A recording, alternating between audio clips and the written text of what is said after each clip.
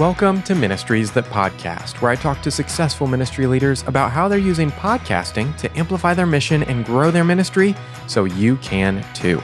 I'm Tim Hall, your host and owner of Sonomorphic, a podcast production company that specializes in podcasting for ministries. My guest today is Carlos Whittaker. In addition to being a podcast host, he's an author, speaker, and storyteller, bringing hope to humans all over the world by cultivating spaces where people are free to engage in genuine dialogue and do good together. We're going to talk about how he records high-quality audio and video in various locations, why he changed the name of the podcast after 140 episodes, and the relationship between his social media and podcast. So let's get right to it. Here's my conversation with Carlos Whittaker. Well, Carlos, thanks so much for joining me on the podcast today. Absolutely, Tim. Thanks for having me.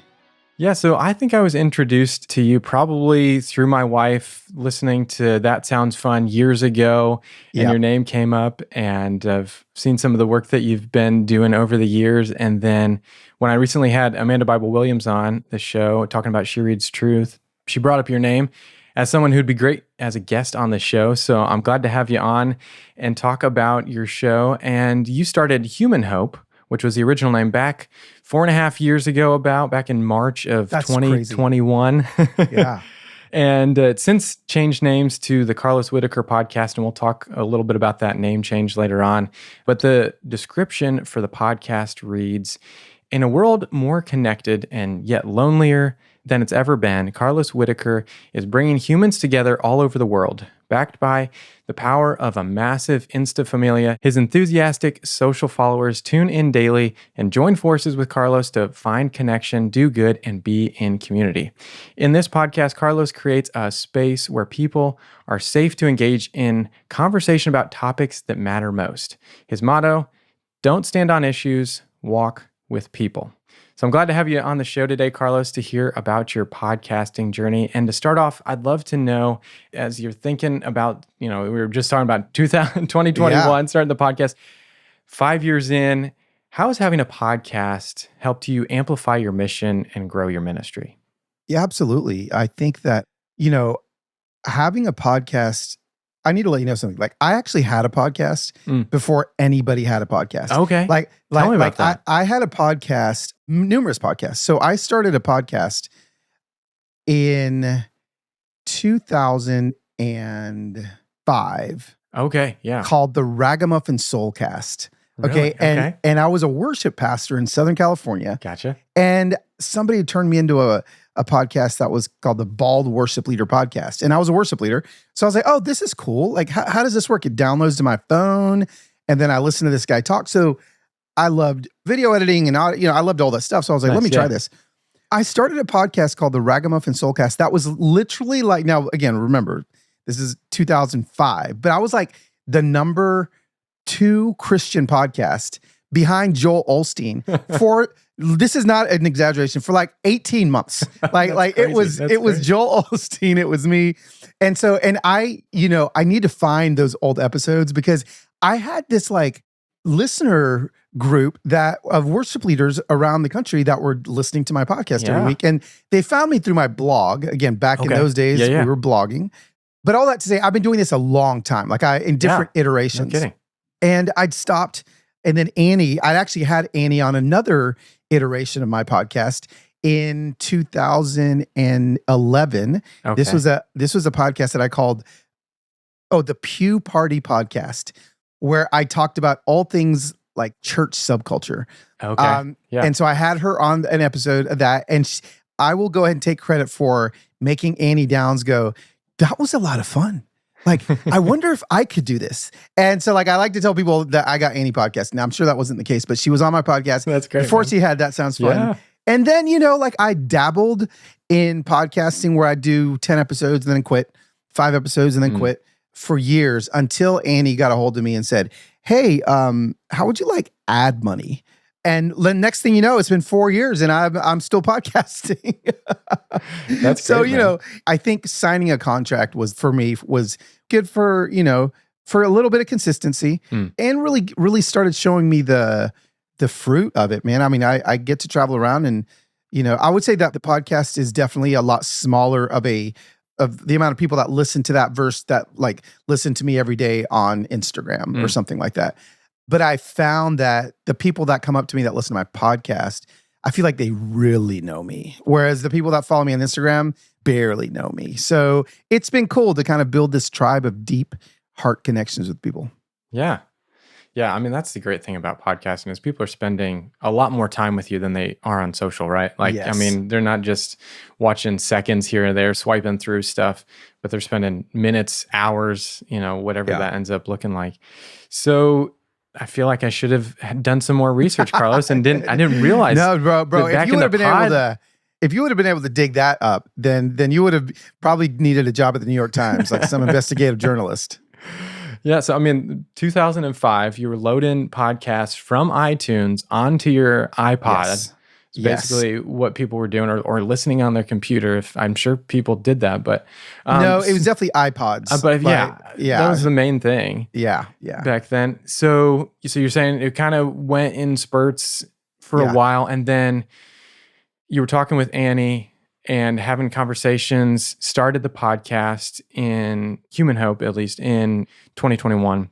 Yeah. Tell me about some of the things that were going on in your mind. What were you thinking as you were starting that podcast? Yeah, that was a season of life where I had just experienced tremendous growth in my social platforms through 2020.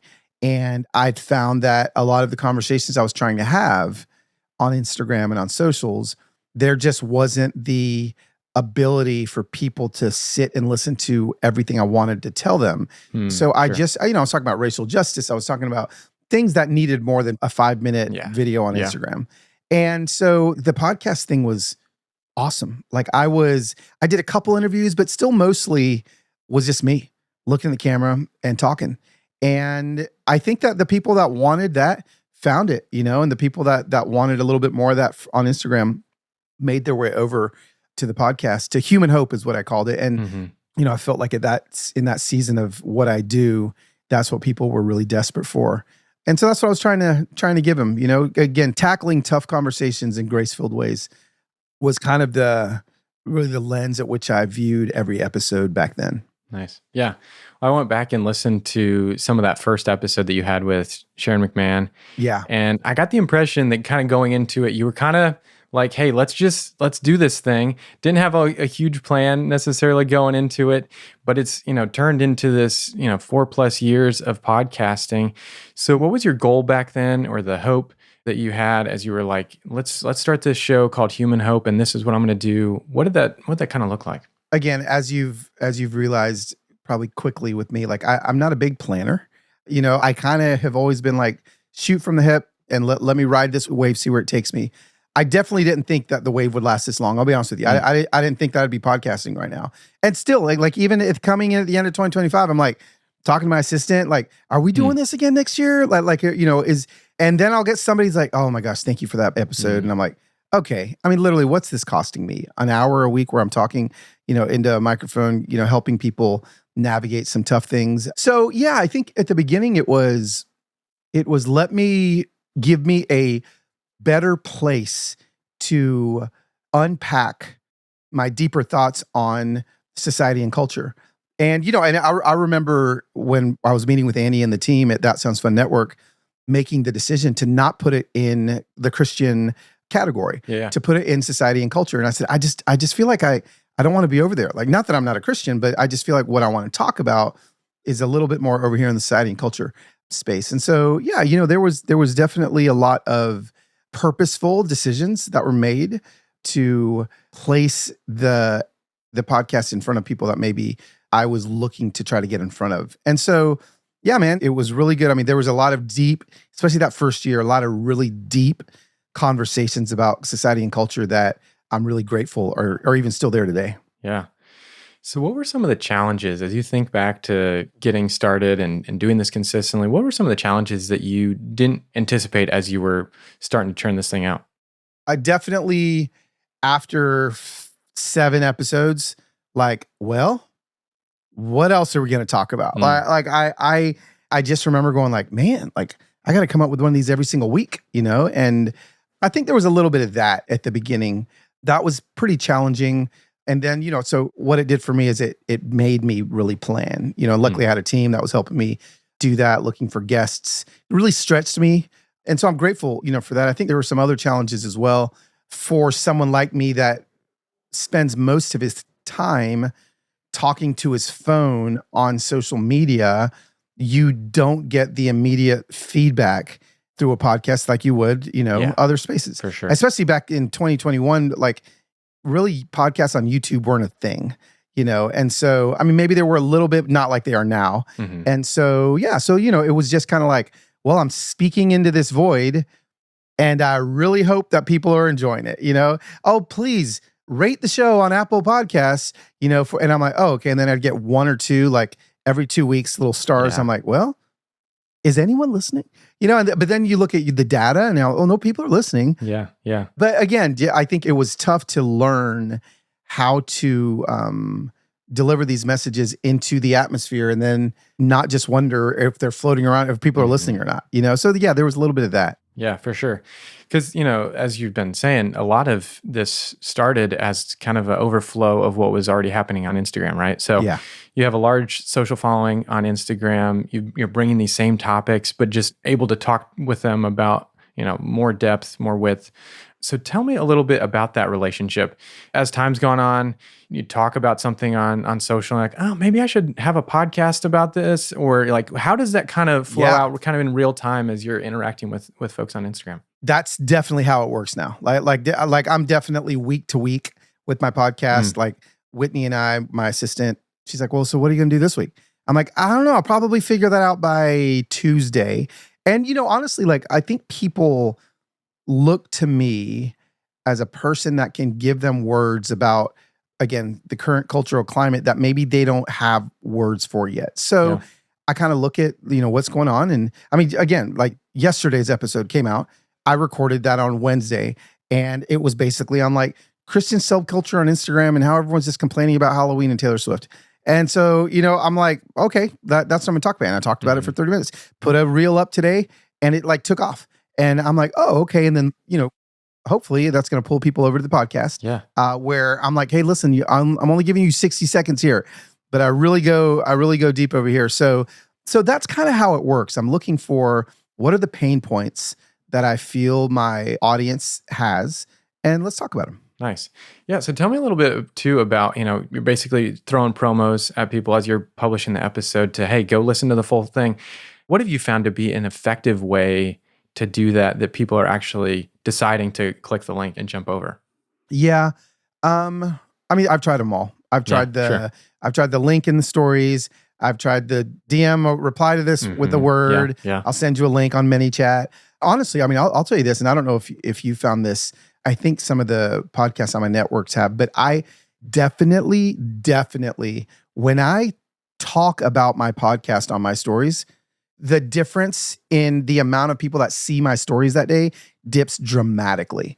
And so like if I'm like, hey, on today's episode of the podcast on my stories on Instagram, I'll go from 40,000 views of my first story that day to, if I say podcast, maybe 15,000. It's pretty mind blowing how the algorithm really squashes you when you're trying to take people away from Instagram to an episode. So what I've started to do and I've found is useful. Actually, my community thinks it's hilarious.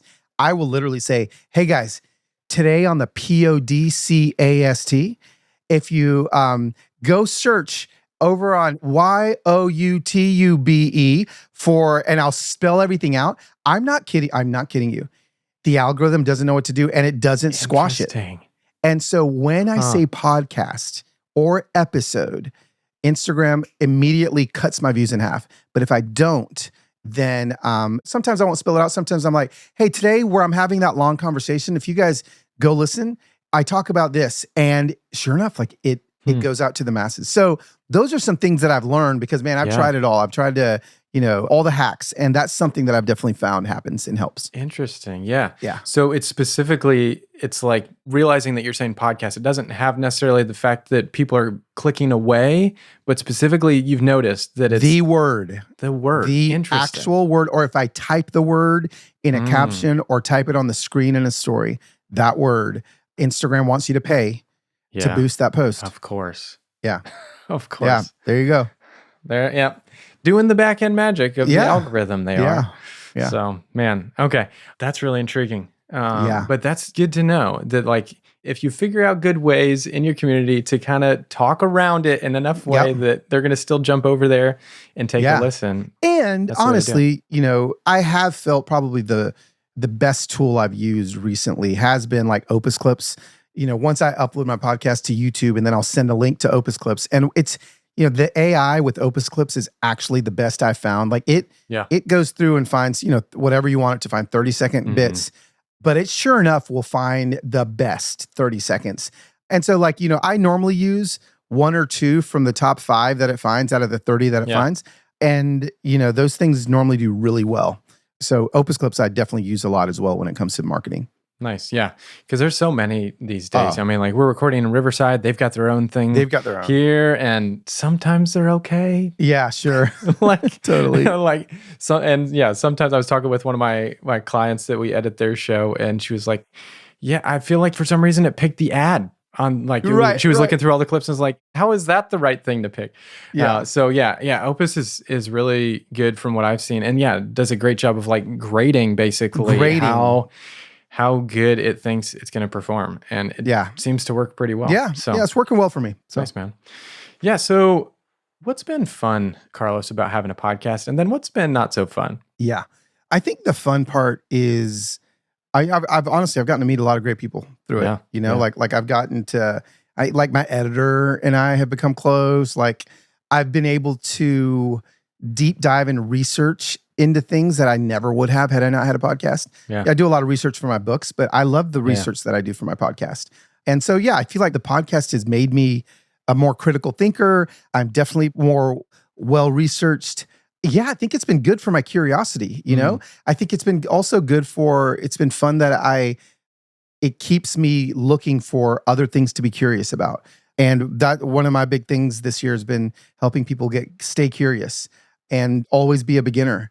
And, the podcast subculture, quote unquote, it's always moving, man. You have to keep figuring things out. It's like, we went through a second there where it was the hottest thing in the world. And then all of a sudden we went through a few seconds where it's like, oh my gosh, everyone's quitting their podcast. And then, it's like, what are we doing? So I think it's kept me sharp. I think I just think in the overall space of podcasting, I feel like people aren't giving enough thought to what they're saying. And everyone's got a microphone now. So everyone's like, well, I'm going to have a podcast. And then it's just like, well, but do you really need one? And like, does everybody really need to start a podcast so they can give their opinion on what's happening politically in America? Like, it's just like, there's just so much. So, and that's been my question lately is like, is what I'm saying just adding to the noise, just one more piece of content floating around, or am I actually helping people? And so, I think that's a very important question to ask. It's like, is this podcast just something for you to feel good about what you're doing? Or is this something that is going to help somebody else feel good about how they're living or feel good about how they're healing? And I just think those are important questions to keep in front of you. Yeah. What would you say are some of the not as fun parts about podcasting? Yeah. Well, if you're a beginner, everything. Like the editing, the gear, the mics, it's a lot. Now there's tools that have made things easier. Right. Like you said, Riverside, like now there's like all-in-one places, right? Like you can, get everything done in one place and you can sign up for it. It'll upload to all the spaces. I think that's good. But, I just think what's not fun about it is I also think you can get taken out of context. I think people can take a clip, 30 seconds of a 30-minute conversation, throw it out to the world. And it's like, well, okay, well, you didn't listen to the whole thing. And, I used to hate when people said that. I was like, well, you shouldn't have said that, but now I'm like, well, every conversation has context. And so I think that's not fun. But I mean, ultimately, man, truth be told, like I love this kind of stuff. I love my, I had the first Rodecaster, the second Rodecaster, I got all the things like, up on it. I love my LED. I love my lights. I love my Elgato board. I love all the little techie toys that come with this kind of thing. And I love that you can, sorry, we went to what I don't like, but I'm back to what I love. Like I love that I can do it now anywhere, especially if you have a good editor. Like I literally will just get my little Rode wireless Go thing, clip it on my hat, take a walk through the desert holding my iPhone. And it sounds like I'm in my studio when he uploads it. I'm like, it's so cool. We can literally record anywhere now. And I do think that that is really cool. Yeah. All I've got to do is take my one little itty bitty tiny microphone that I can fit 5 of them in one pocket, and it'll sound great. Yeah. So let's talk about that more. So you obviously know the gear side of things. You started a long time ago, had the gear figured out, still into that kind of thing. Got the, different mics to record. And yeah, I've seen some of your videos where you're on your front porch or you're in your kitchen or in the desert like you were just mentioning. What's been the keys or the unlock to being able to capture high quality audio and video in just these various locations? Yeah, I just think you have to have, again, if this is a podcast, you have to have good audio. It's the most important thing. You're going to get, half of my episodes, even though I've got a YouTube channel and it's on Spotify, like video as well, half of mine aren't, if I don't have a camera with me, I'm just not going to record the video. Like I'll just keep the audio is the most important thing. So there's entire episodes that are on YouTube that are just, captions on the screen because I decided not to record the video, but I had the mic with me. And last week, I was on tour, and every tour stop that we stopped, I'd interview the security guard at the back door of the venue and started asking, and most of them, the reason why I was doing that, most of them were really old being like 70s or 80s. Wow. And I started asking them like the same question. And then what started off in a 5-minute conversation turned into like these 30-minute conversations with these dudes that just had so much wisdom. And so I've just kind of banked them all, but I had my little Rode Wireless Pro 2. DJI has little versions. There's lots of great versions of mics. But because they're so small and it's so accessible now, I literally can record anything anywhere. And so I just think it's so important that you have good quality audio. Get a windscreen, as silly as it may look, whether it's a little fluffy thing at the end or if it's something a little puffier, put it on there. It doesn't matter how silly you feel with it. If you can capture good audio, not a lot of wind when you're out and about, I think more and more people are looking for conversations that are happening in the wild than conversations that are just happening in a studio.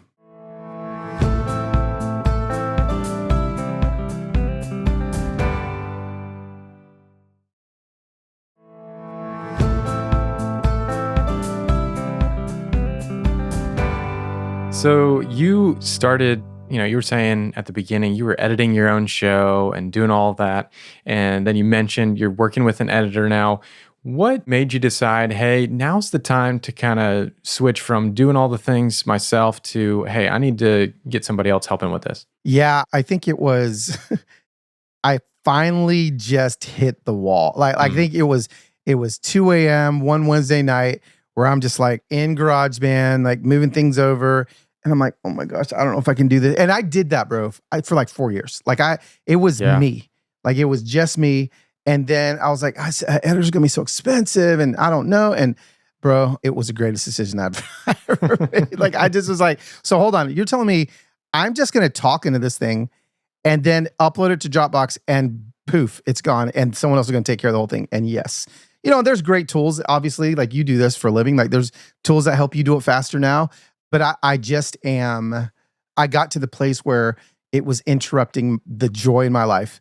And it wasn't podcasting that was doing it. It was the editing that was doing it. And so, and I am also very, like when I had a podcast called Enter Wild. I was probably made it 5 episodes. And I loved editing. Like I loved it. Like it was almost like a This American Life episode. Like I had I was scoring it. I had soundtracks. I had it was awesome. Like all 5 of those episodes were like a big story, and it was so exhausting. But I loved it, and I was like, I didn't have a single ad at that point, so I wasn't getting paid, and so it was just taking so much time. And what I realized is, I guess the best bang for my buck is let me get what God has placed in me out, and then have somebody else put it all together, stitch it all together for me. Yeah, that totally makes sense. Yeah. Well, as we mentioned at the top of the show, your podcast started out being called Human Hope, and then changed over to the Carlos Whittaker podcast after 140 episodes. So tell me the story behind that name change. Yeah, I just remember very specifically sitting with management going like, I don't necessarily always feel like the hope guy anymore. I think for a while I did. I think for a while I was like, I want to be hope. I just want to be hope. But I think there started to be a little bit of me realizing that some of these episodes aren't going to feel hopeful. And it's okay. Sometimes we have to have conversations that aren't that. And also, I just felt like there's a longevity to just using my name. My name's not ever going to change. And so there was just a little bit of like, I don't know what this is going to be. I could name it the Carlos Whittaker Podcast, and I can literally talk about anything for the next 25, 30 years of my life. And so I'll name like seasons of it. So, I've had the Carlos Whittaker Podcast, Human School. And we had the Human School season. So I was interviewing different Insta Familia followers. And, and then I've got something else coming out for next year. So I just think it gives me more legs in the long run. Yeah, totally. Gives you a lot more things to play with and not tied to, hey, this is the only thing I'm going to talk about because this is what I decided at the beginning. Well, and I mean, honestly, like Annie's run into that herself. She's, that sounds fun. And it's like, what if she's in a season where it's not fun, right? And it's like, and she's found ways to, get around that, but still, like, I just was like, I just don't want to be the hope guy. So, yeah, totally. Well, over this journey of podcasting, you've also written several books. And tell me about that relationship between creating content on social and podcasting and writing books. First and foremost, I think out of everything, I'm an author first. Okay. So like if you could take all of my jobs, whether that be talking to people on my phone, talking to people on stages, my podcast, my YouTube channel, all the things. I think writing books, if I had to choose, stick me in a cabin in the mountains with a laptop and black coffee and the Chronicles of Narnia soundtrack and just leave me there forever. Like that's what I want to do. So when you're an author first, because some people are podcasters first, and then they end up getting book deals, right? Some people are social media people first, then they end up getting book deals, or then they start a podcast. I think that everyone has to figure out where is podcasting in your circle of life? And for me, I think it's author, and then probably whatever you'd call an Instagrammer, whatever that thing is. I hate the word influencer, but social media dude. And then probably speaker and then podcaster. So podcaster actually for me kind of is fourth on the kind of bell curve of what it is that I do. So I feel like the podcast is able to serve, and also the podcast probably is my smallest audience out of everybody. And so I feel like the podcast though allows me to have a place where anyone that comes through my funnel, whether it's they've read my books, they listen to me on social media, they've heard me speak on a stage somewhere, the podcast gives them a place to where like, okay, now I really know this guy. Now I really get to stay with him weekly. I think I knew him because I read his book, I knew his story, but now I really get to be with him. And again, my podcast, I'm interviewing my mom, interviewing my wife, it brings people closer in. So I think there's always going to be interaction between all the platforms. I just think people have to figure out where's this going to sit. I'd say Annie is a podcaster, even before she's an Instagrammer. I think that's her shtick. She's really good at it. She's so good at interviewing, so good at questions. That needs to be first for her. So for me, this is kind of where it falls, and it is a useful tool, but it's not my main tool, if that makes sense. Yeah, totally. So what are some opportunities that have come up specifically because you have had a podcast?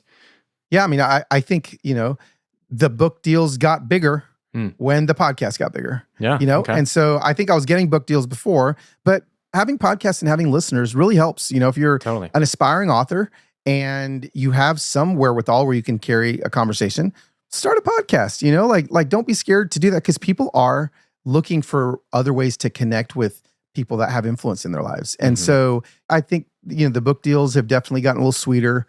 There has been a couple speaking events that have come, not from my books, not from my social media, but from my podcast. I listened to this podcast episode, and could you do a talk on that? And I was like, oh, and so like that's actually happened more than I, thought. And dude, I mean, there's been like conversations that I've been able to have with people that I never in 1,000 years would have had, It's not like I could be like, hey, will you be on my Instagram live for 5 minutes? Like no one's going to do that. But if I'm like, will you be on my podcast? They're like, yeah. And so like, I've had some really incredible conversations with people that I never would have been able to have had I not had my podcast. What are some that come to mind as you're saying that? Like, who are those people? One of my favorite ones that just kind of happened is like, now he's a friend of mine, but we never would have had this conversation, was Derek Webb. And so Derek Webb's he was in Caedmon's Call, musician here in Nashville. Okay. Yeah. And he was very public in his kind of deconstruction of his faith. And so I was like doing some podcasts on deconstruction. I was like, so I just texted him. I was like, bro, will you come over to my house? Let me set up a mic and just talk to you about it. It was one of the most listened to podcasts ever. And it was it brought us closer together, right? So like that was pretty cool. There was another, my podcast itself was allowed me to get an invitation to be on Mike Rowe's podcast. So nice. Mike Rowe's producer listened to me on my own podcast talking about this 7 weeks with no screens. He didn't say he got it from my PR agency or from Instagram or from anywhere. He said, I listened to your episode of your podcast and thought Mike Rowe needs this guy on his podcast. And so I was on the freaking Mike Rowe podcast, right? And so like that was so cool. It's 90 minutes just hanging out with the Dirty Jobs guy in LA. It was awesome. So like that's happened. There's been a lot of things, a lot of cool conversations I've had with people because of the podcast. Nice. Yeah, I'll link to both of those in the show notes. People definitely should check those out. Yeah. Yeah, so you've mentioned your podcast is on the That Sounds Fun network. Tell us a little bit about the advantage of joining a podcast network. Yeah, I think that there's an advantage that as podcasting can be a lonely place, especially if you're doing everything on your own.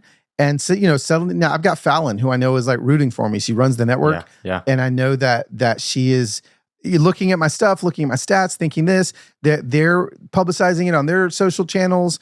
We have a podcast Christmas party. Like there's just a community to it. And so I think that's probably the biggest thing is like podcasting can get a little lonely. Being part of a network makes you feel a little bit less lonely. I mean, I'm a solopreneur. Like everything I do, I write books by myself.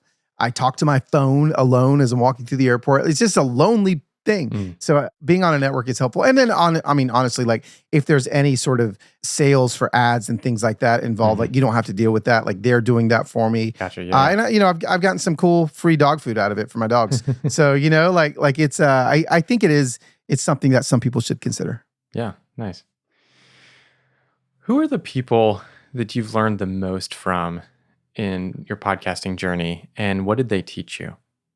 It's a great question. I think the podcast I've been listening to the longest for 15 years is probably John Eldridge's podcast. Okay. Yeah. And now it's called Wild at Heart. And I have really formed a lot of how I, even communicate now on my podcast around what he does. And so, I think his team, the way that they've done it, the way that they've changed and morphed through the years as well. Like I've seen, John's probably 70 years old and I've seen him shift in his later years. We got to try something else. This isn't working. And so I'm like, well, if he can change and shift, then I'm going to do that too. And so I think John Eldridge, I think the Wild at Heart team, I really, really, really love his podcast. I think as far as like learning, I mean, honestly, like Annie's just so good. Like I'm right there with her. I've seen it, so much of it. I've seen the guts of it and it just works, man. She's just so good at it. And so I'll never be as good of an interviewer as her. She just is gifted and I get to learn. I get to see it up close, Even before I was on her network, I was able to, see up close just because we're friends. So yeah, I think probably them too. They're probably my two people that I kind of pay attention to the most. Nice. Yeah. What are you most excited for the future of your ministry and the podcast? Well, I think I'm always excited about change. I'm always excited about, and I feel like there's change coming. I don't know what it is, but I'm excited about what it's going to look like. I think I am going to take a purposeful 12-week break where it'll be the longest I've ever done, where I literally stop so that I can come back with I just want it fresh again. Again, what I was saying at the beginning is I don't just want to talk for the sake, but I got another podcast coming out in a week. I don't just want to talk for the sake of talking. What's the big picture here? What's the goal? So I think I'm really excited about that, about having kind of a new idea, new vision for what it's going to be. Yeah. Nice. Well, let's jump into the high pass segment now where we ignore the lows and I ask you about some of your favorite things. So awesome. What's your favorite holiday? Christmas. Yeah. I told you as we clocked into the podcast and you hit record right before I said I've been on my roof putting up my Christmas lights and it is, as of this recording, October 24th. Just need to let everybody know. That's great. Yeah. What's your favorite place that you've ever been? Oh, wow. Probably in Kenya on an And Beyond safari. 6 a.m. It was freezing cold. We get to the top of this bluff and we just see like a pride of lions as the sun is rising. I mean, just didn't get better than that. So that was my favorite place I've ever been. That's really cool. What's one of your favorite stories from a listener about how your podcast has impacted their life? I mean, I think that's pretty easy. I think I had a listener who I ended up interviewing because on my podcast, right after the Covenant School shooting here in Nashville, it was like 3 days after the Covenant School shooting. And so I asked Instagram, hey, if anyone listens to my podcast and is a Covenant parent, and I can't remember what app I used at the time. There was an app that people can leave you like voicemails that you could just upload to, your. So I can't remember what it was that I used, but I had a couple Covenant parents leave their stories. So then I put that was part of my episode. Like just was like, well, listen to these stories, the Covenant parents. And then because of that podcast, not an Instagram, because of that podcast and how fast that podcast traveled, I thought, I wonder if I could raise some money. And ended up over 48 hours, my podcast community and Instagram community, because of the podcast episode, raised, I think it was $280,000 for therapy. Wow. We basically paid for therapy for every child that was in the school and witnessed the shooting and their family to go through therapy for a year. That all happened because of the podcast, man. That's a pretty cool story. Yeah, that's nuts. That's really cool. Yeah. All right, Carlos. Well, as we close today's podcast, who else do you think would be a great guest for the show? Oh, that's a great question. There is a guy that I know. I say guy that I know, one of my best friends. His name's Kettrick Newell. Okay. He lives in Nashville and he runs this thing called the Teen Dream Center. And he just started a podcast where he is interviewing graduates from the Teen Dream Center. And they're basically kids that would have never been able to get out of the part of town that they're in, but he goes in, gives them mentors, all these things. And bro, I'm telling you, some of the most inspirational stories ever are just from these ordinary kids that are extraordinary on the east side of Nashville that he's interviewing that have gone through his program. It's pretty freaking cool. So Kettrick Newell would be somebody that I think would be great on your show. Nice, man. We'll have to definitely look him up. Carlos, thank you so much for taking the time to be on the show today, share your podcasting journey, and get to dig into some of those past podcasts that you've started. It's been a lot of fun. Yeah, bro. No, dude. Thanks for doing this. This was so fun. I mean, I never get to talk about this kind of stuff. So I love that you have a specific podcast about podcasting. That's pretty freaking cool. Yeah. It's great to help other ministries that are thinking about doing the same thing or already doing the same thing, get some encouragement. Just like you're saying, it can be a lonely thing. So hear from some other folks that are doing it and doing it well. So glad to have you on. Thanks, man. That was a fun conversation with Carlos, getting to hear his podcasting journey that started actually 2 decades ago, back in 2005. And then he started consistently podcasting in 2021, in addition to his content creation on social media. You can listen to the Carlos Whittaker podcast with the link in the show notes. Well, that's going to do it for this episode of Ministries That Podcast, produced by Sonomorphic. If you enjoyed today's episode, make sure to follow or subscribe to the podcast and share it with a friend. That's the best way to support this show, and together we'll help more ministries grow and thrive through podcasting. Now come back in 2 weeks to hear my conversation with Elizabeth Santelman. She's an author, speaker, curriculum developer, homeschool mom, and host of Sunshine in My Nest. Her hope is to share what she's learning to equip the church with accessible resources for deep spiritual growth. We're going to talk about how her first episode started out as a conversation with a friend that she actually re-had to record and share, what attracted her to starting her own podcast after growing an audience with her blog and on Instagram, and a recent experiment she tried with her podcast. Well, until next time, keep encouraging your audience as they follow Jesus.